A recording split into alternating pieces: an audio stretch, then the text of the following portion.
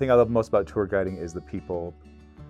I feel like after spending, 2 or 3 or even 8 days with a family from another country, that in some small way I've kind of been to where they're from and experienced their culture, and I absolutely love that. Some of my favorites have been people from Norway. Singapore stands out in my mind.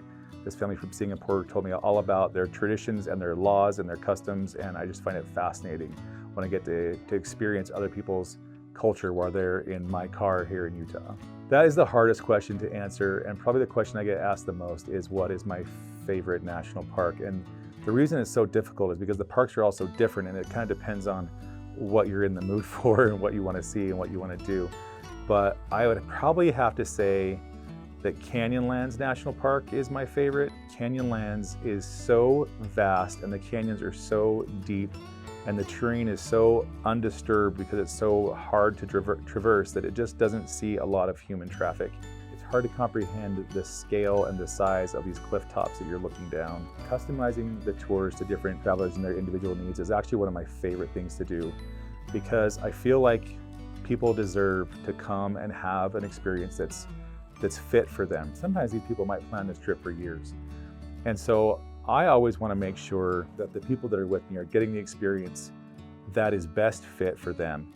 One of the most memorable things that a guest has ever said was, I had this guy from the Netherlands, I believe it was, and we were actually just outside of Canyonlands National Park, and we were at this overlooking the Colorado River, which was about 1,000 feet below us, and we had cliffs behind us that were 1,000 feet above us, and there was no one around, and we just, we'd been chatting, but we kind of just stopped and we're all just looking.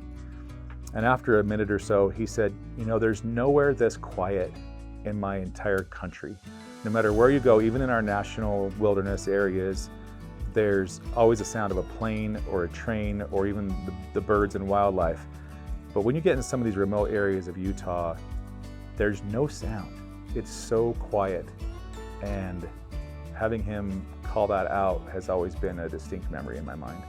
When you can find a piece of the desert and have it to yourself for a little bit, it really helps you connect with nature. And one of my guests once said that when we connect with nature, we're truly just connecting with ourselves. And I find that to be totally true.